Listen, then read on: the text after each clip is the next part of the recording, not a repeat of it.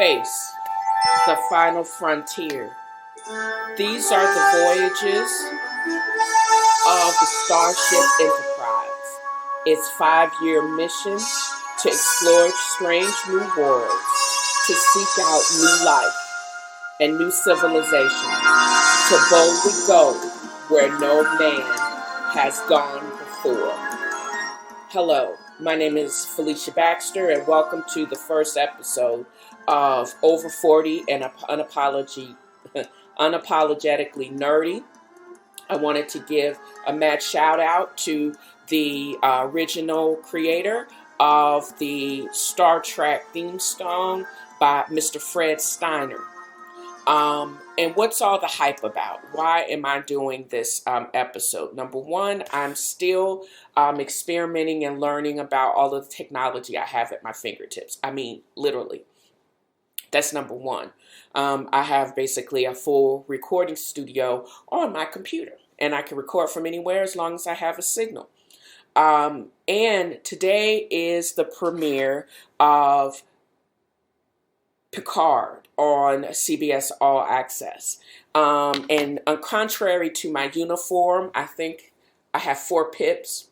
Oops, 4 pips, which means I'm an Admiral. But this also denotes that I'm a part of the bridge crew. Woohoo! And I'm back in the summer. I basically started a countdown.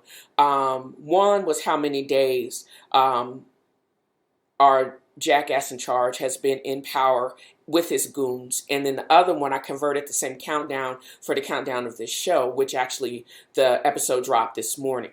It's been all over the Twitterverse, and everybody's really talking about it in Star Trek fandom. But I have been a Star Trek fan since the reruns of the original series. I thought Captain Kirk was the original intergalactic player, but there was diversity on that set. And subsequently, I've watched the movies, although I can't remember the details of Wrath of Khan. And I think I'm going to spend my upcoming weekend, watching all the movies because I don't remember a lot of the details. It's been a while since I've watched them. I've watched Star Trek Next Gen, thus this uniform. I have my phaser, my tricorder, which are going to be props in my upcoming podcast and videos. I have watched all of the subsequent Next Gen movies. I thought Nemesis was a little bit too dark. I'm definitely excited about watching this premiere, and from everything that I have seen from the trailers and now with the start of the actual series that actually dropped this morning, I'm excited about it. How am I going to be using my phaser and my tricorder? Number one, if I agree with, and I think the writing, I agree with the writing being exceptional, you'll get 3 blasts from the phaser. I think the Star Trek shorts, they actually did get 3 blasts of the phasers. It's definitely the Children of Mars was far, in a way, one of the best, and it's a lead up to the start of the Picard series. And I'm going to continue to disagree with Sir Patrick's assessment that he hopes this will be the last of the storyline of Next Gen, because he thinks all of the stories would have been told, but he wasn't, and I get that he wasn't, no, he realizes that nobody would have known about him worldwide if it had not been for Next Gen. He said it was just like, he almost described it like a cancer. He said it was all pervasive in all facets of his life. Even though Gene Roddenberry didn't want him as Captain Picard, he went on to be on the season for over 7 years, and he still shows up at all the fans and Comic-Cons, and he was brought back for all the movies, and he now has his own subsequent series on CBS Access. But how can you not think that sci-fi, and it's going to be limited just because he doesn't want, it's going to go on even though he's not going to be in that role anymore. It will exist as long as we continue to explore our curiosity. And it's another positive way that art can positively reflect life. As we benefited from the products of sci-fi and Star Trek, like the phaser, laser tag, etc., as well as the tricorder and advances in technology from the original series, I think we will see some of those same advances with this series. They also said that it reflects and deals with some of the issues of today, and I would hope that it would give us another means to deal with those issues also in a positive way, and just give us some more in a different way of thinking by using the series with sci-fi and its Hollywood twist, just giving us a different path.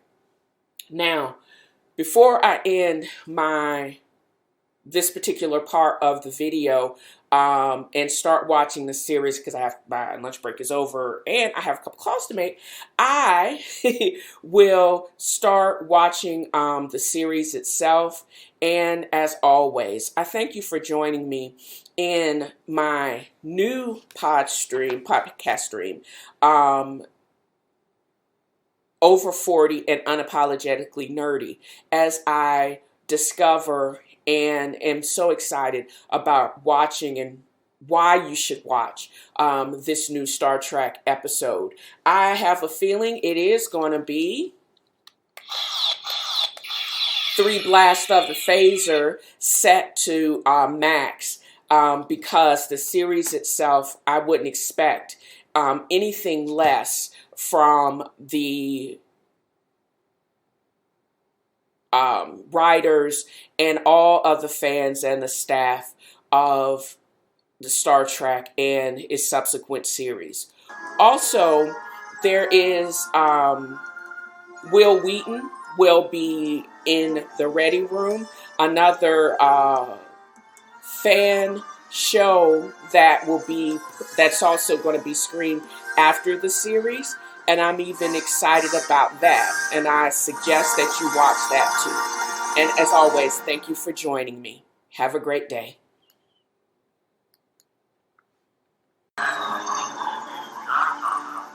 Dr. Asher, I don't mean to intrude. Narek, new here. Soji. That's a beautiful name. I've been reading about your work. It's fascinating. I feel like I've got so many questions. I feel like you're about to ask them. That's nice. Your necklace. My father made it. One for me and one for my sister. We're a twin. I had a brother. Not a twin, but we were really close. We lost him last year. Very unexpected. You're lucky to have her. I'm sorry, you spend your day fixing broken people. I'm guessing the last thing you want when you get off work is to listen to another sad story. Guess again.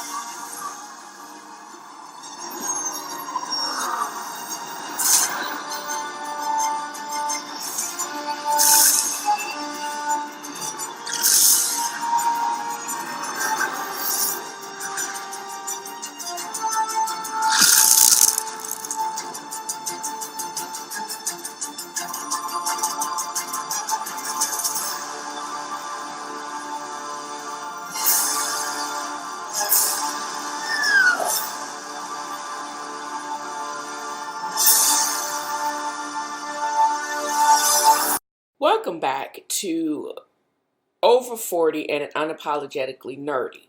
I am posting from my home here in Chattanooga, Tennessee.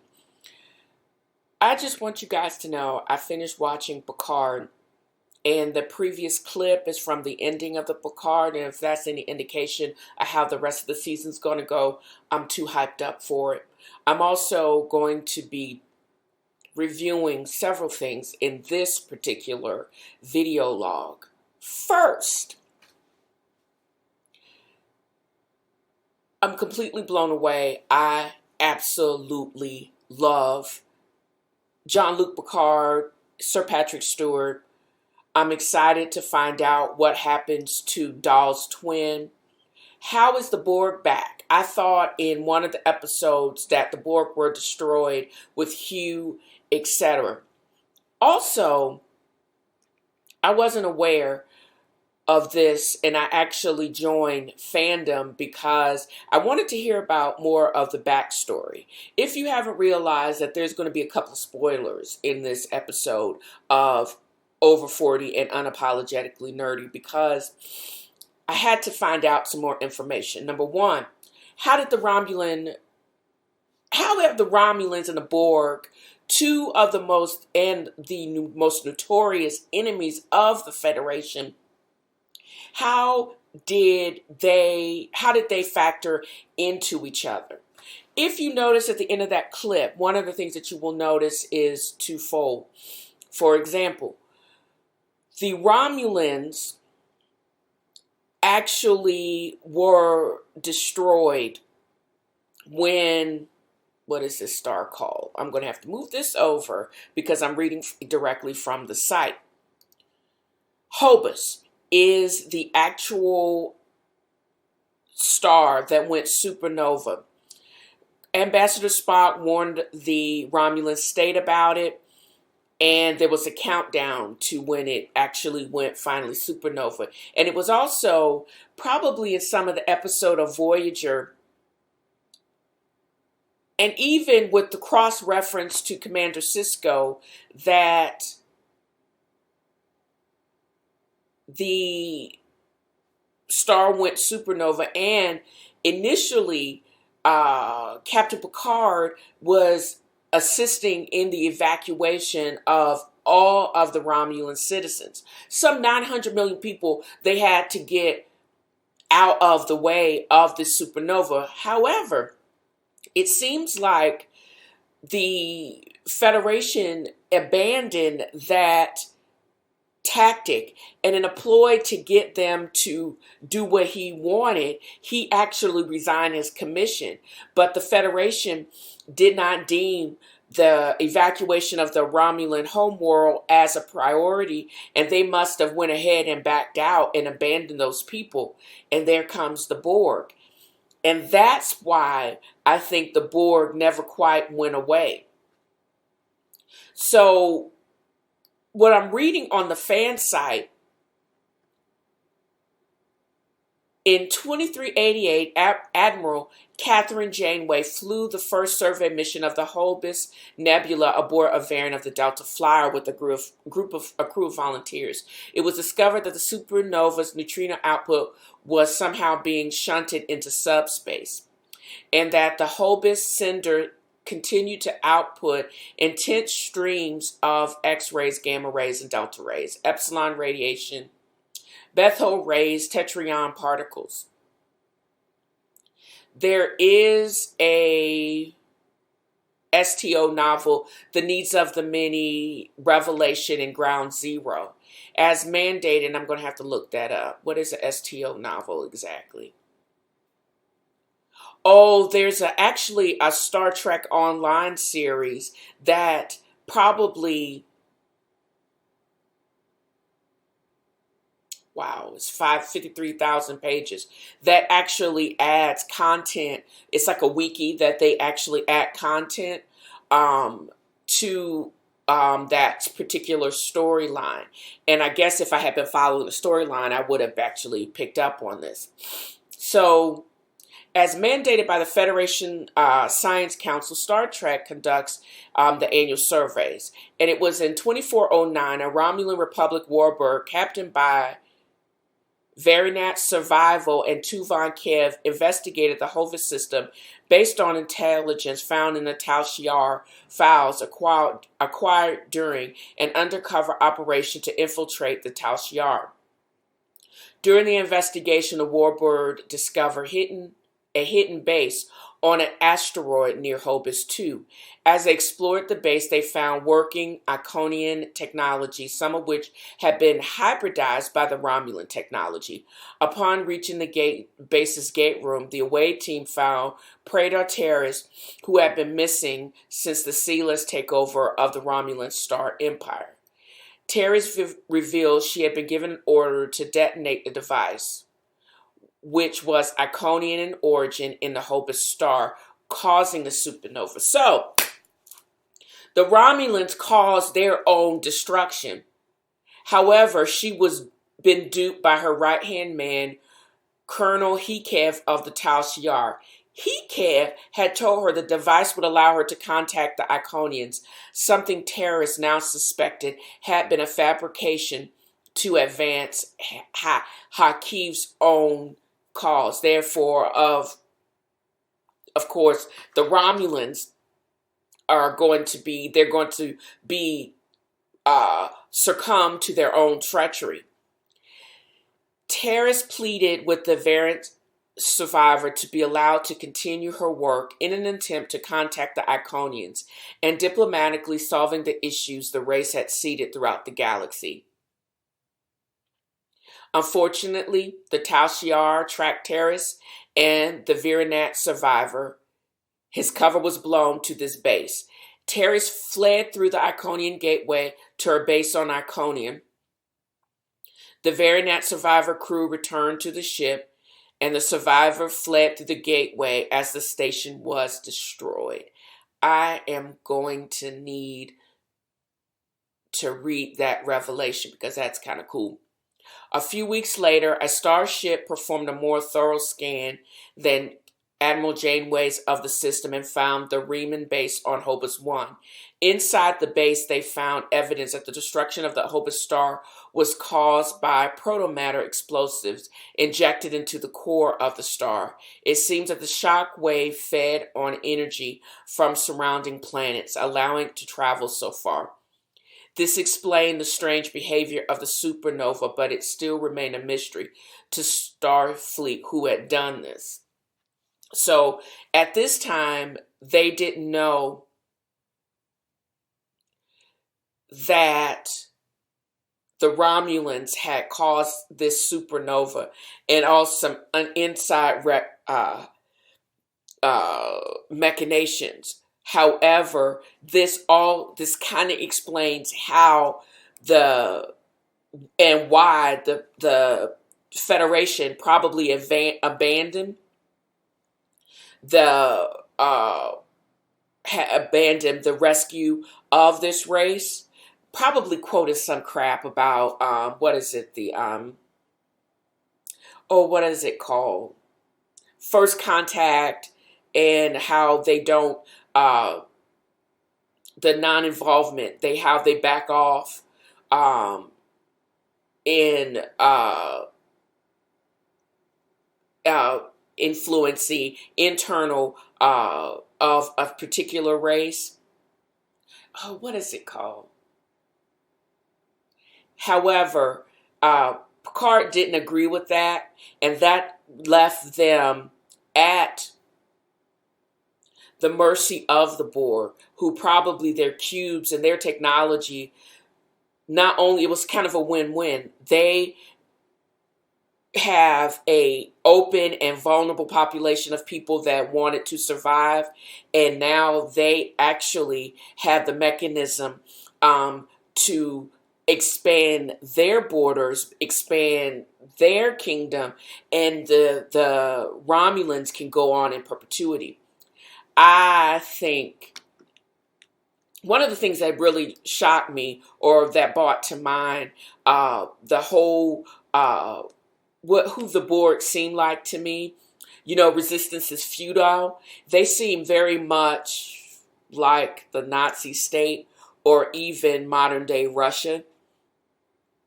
It's just that the Romulans are always on the back end, trying to figure out how they survive at all costs. The Russians are trying to build their empire on a sneak tip, while the rest of the world are caught up in their own drama. And they just always simmering in the background, trying to figure out how they're going to conquer everybody in new and inventive ways by using force and the same crap that they used before. My research has taught me that, number one, Picard is going to be an amazing series, and I give it 3 blasts of my phaser at full, as well as I'm going to have to read the fan fiction Revelation Ground Zero, because I think it's going to give me more background in how all of these events came to mind. And maybe, who knows, maybe I'll actually be able to add to the fan fiction on my own. I fancy myself a writer. If I got it right, why won't I actually, if it gets accepted to fandom and I add to the page and to the mystique, how cool would that be? Me being the nerd that I am. And actually, this part is definitely a spoiler alert. The character that I mentioned by the name of Daj, who is the twin of that scientist that's on the Borg vessel, that's her sister, and it's probably Data's daughter. Holy crap. This series is so good. And that whole reclamation site. I cannot wait to see how they're going to take the fiction that's on the fan site and produce it into this series. I think, again, this series is definitely going to be amazing. It gets 3 blasts from my phasers, and I can't wait to see what drops next week. So join me in the next episode of not only Picard, which actually drops again next Thursday, but also in the next episode of Over 40 and Unapologetically Nerdy. And I'm your host, TNFro, Felicia Baxter. Thanks, and see you next time.